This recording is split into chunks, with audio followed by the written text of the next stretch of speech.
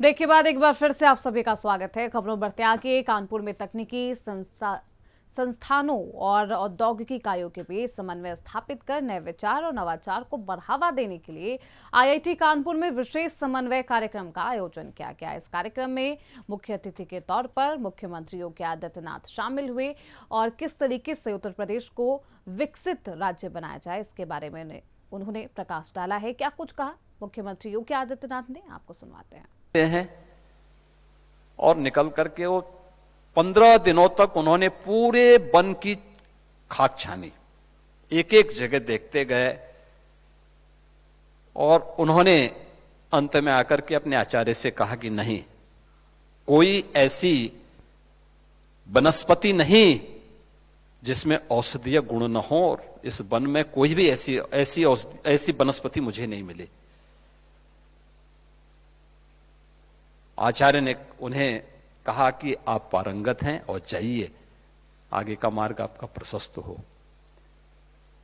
यह महत्वपूर्ण है इसलिए क्योंकि भारतीय मनीषा ने इस बात को कहा है कि अमंत्रम अक्षरम नास्ति, नास्ति मूलो अनौषधय, अयोग्यो पुरुषो नास्ति, योजकः तत्र दुर्लभ। यानी कोई ऐसा अक्षर नहीं जिसमें मंत्र बनने की क्षमता न हो। आखिर कोई मंत्र बना होगा तो अक्षरों के संयोजन से ही बना होगा ना। और कोई वनस्पति ऐसी नहीं जिसमें औषधि बनने की सामर्थ्य न हो, और मनुष्य कोई ऐसा नहीं जिसमें योग्यता न हो। अगर मनुष्य अयोग्य है, अगर वनस्पति औषधि के योग्य नहीं है, अगर अक्षर मंत्र बनने के योग्य नहीं है, तो ये मान करके चलिए कि कोई योजक नहीं है, जोड़ने वाला नहीं है। और मुझे लगता है कि आईआईटी जैसे संस्थानों के पीछे की मंशा यही है कि वह उस योजक के रूप में काम कर रहे हैं, और ये समन्वय का कार्यक्रम उस योजक के रूप में एक नई कड़ी की, एक नई भूमिका का निर्वहन करने के लिए आज यहां पर आयोजित है। अक्सर हम देखते हैं, अक्सर हम इस बात को देखते हैं, अनुभव करते हैं कि हमारी अकादमिक संस्थाएं अपने आप में एक टापू बन गई।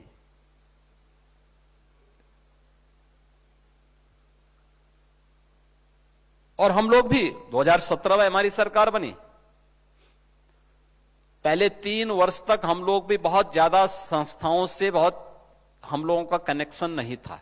लेकिन जब 2020 में कोविड ने अपनी दस्तक दी, तब हम लोगों की भी आंखें खुली कि भाई हमें कुछ इसमें देखना चाहिए। और तब आईआईटी कानपुर के साथ हमारे फिर बेहतरीन संबंध बने। क्योंकि लोग बोलते होंगे कि कोविड का आईआईटी कानपुर से क्या संबंध है, तो प्रोफेसर मनिंद्र अग्रवाल जी के द्वारा जब अपने मैथमेटिकल डायग्राम उनके द्वारा कोविड के दिए जाते थे, हम लोग इन सभी डायग्राम को स्वाभाविक रूप से हमारे कार्यक्रम का हिस्सा बनता था, और हम लोग उन सबको जगह जगह भेजते थे। पीएमओ में भी जाता था, अन्य जगह जाता था। तो पीएम साहब ने पूछा मुझसे कि प्रोफेसर मनिंद्र अग्रवाल, मैंने कहा हाँ, आईआईटी कानपुर से। अन्य चीजों के बारे में भी चर्चा होने लग गई। हमें लगा कि आईआईटी कानपुर जो आकलन कर रहा है, परिणाम उसके नजदीक हैं या उसी के अनुरूप हैं। और कोविड को नियंत्रित करने के लिए हमारी जो टीम काम कर रही थी, उसको बड़ी मदद मिलती थी उससे। फिर हमने इस कोलैबोरेशन को आगे बढ़ाया। और आज खैर, यद्यपि हमें यहां पर डिफेंस मैन्युफैक्चरिंग कॉरिडोर में भी आईआईटी कानपुर सपोर्ट कर रहा है, सहयोग कर रहा है। और मेट्रिक का जो सेंटर ऑफ एक्सीलेंस आपका बन रहा है, उसमें भी हम लोग इसीलिए स्टेट गवर्नमेंट को जोड़े हैं कि राज्य सरकार भी उसमें सहयोग कर सकें। क्योंकि उत्तर प्रदेश इस दिशा में बहुत कुछ योगदान दे सकता है। देश की आबादी का 17 से 18% आबादी जिस राज्य में निवास कर रही हो, और राज्य हाथ पे हाथ धरे हुए नहीं बैठ सकता, उसे इस दिशा में प्रयास करना ही होगा। और फिर हम लोगों ने जब इस क्षमता को देखा है, आज मुझे अच्छा लगा कि समन्वय का एक कार्यक्रम आईआईटी कानपुर और इंडस्ट्री लीडर्स के बीच में या उनके प्रतिनिधियों के बीच में आज यहां पर आयोजित हो रहा है। मेरा यह मानना है कि हर व्यक्ति में कोई ना कोई विजन जरूर होगा, वो कुछ तो सोचता होगा। कुछ लोग सोचेंगे, कुछ लोग उसमें कुछ कदम आगे बढ़ेंगे, और कुछ लोग उसको पूरी तरह लागू करने के लिए अपने आप को तैयार कर पाएंगे। याद रखना, मन के भी जो चेतना है हमारी, उसकी भी 3 गति होती है। एक है जो केवल चेतन अवस्था में रहता है, हम चेतन स्थिति में हैं। हमने सोचा, हर व्यक्ति सोचता है, कभी कुछ सोचता है, कभी कुछ सोचता है।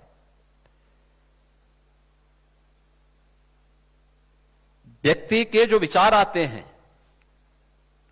उसके चेतन मन के भी हो सकते हैं और उसकी दूसरी अवस्था के भी हो सकते हैं, जिसे आप अवचेतन मन कह सकते हैं। लेकिन एक मन वह भी है जिसका उपयोग मनुष्य नहीं कर पाता है, बहुत बिरला ही उसका उपयोग कर पाता है, और वह है अचेतन मन।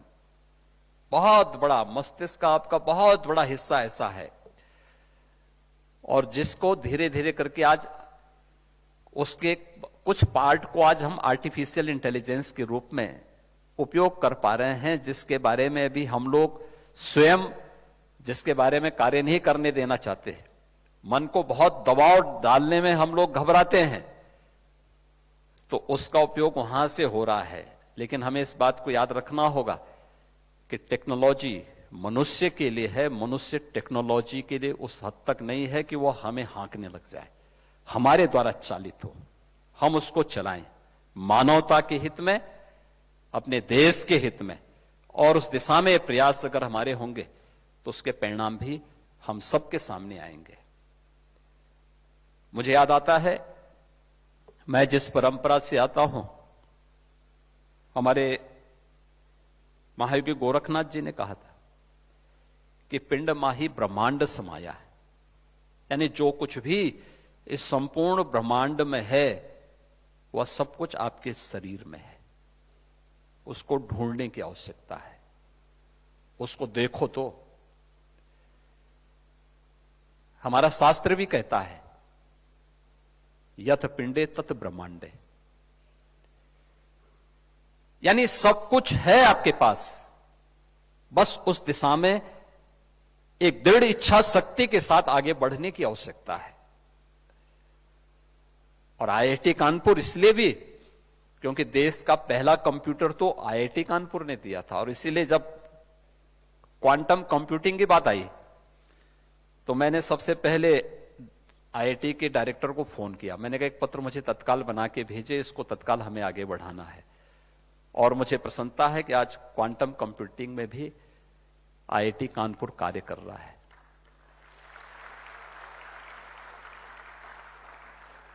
याद रखना, क्वांटम कंप्यूटिंग के लिए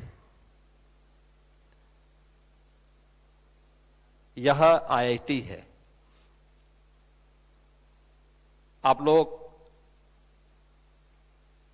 यहां पर साइंस में भी काम कर रहे हैं, टेक्नोलॉजी में काम कर रहे हैं, इंजीनियरिंग में, मैथमेटिक्स में, सब में काम कर रहे हैं। मैथमेटिक्स का कर्माकर थ्योरी भारत की ही एक गणितज्ञ ने दी है, और मुझे लगता है कि कर्माकर इस समय काफी बड़ी उम्र के हो चुके हैं। और मेरा प्रयास होगा कि मैं उनको आईआईटी कानपुर के साथ जोड़ूं। आप देखना, क्वांटम कंप्यूटर से भी बेहतर कंप्यूटर वो देने की सामर्थ्य रखते हैं। उनकी थ्योरी को थोड़ा आप देखिए कभी, उसकी स्पीड, अगर आप कभी उसके बारे में जानेंगे, आप उसको आगे बढ़ा सकते हैं। वे इस दिशा में बहुत बड़ा योगदान आपका कर सकते हैं और दुनिया को एक नया अनुभव आप करा सकते हैं। कर्माकर थ्योरी इसमें बहुत बड़ी भूमिका का निर्वहन कर सकता है। अब थोड़ा सा उस दिशा में आगे बढ़ने की आवश्यकता है। लेकिन आज इंडस्ट्री की जो आवश्यकता है, इन 3 महत्वपूर्ण विषयों को लेकर के हमने पिछले 8-8.5 वर्ष के अंदर प्रधानमंत्री मोदी जी के नेतृत्व में उत्तर प्रदेश के अंदर। फिलहाल इसी के साथ इस बुलेटिन में बस इतना ही। खबरों का सिलसिला लगातार जारी है, आप देखते रहिए प्राइम न्यूज।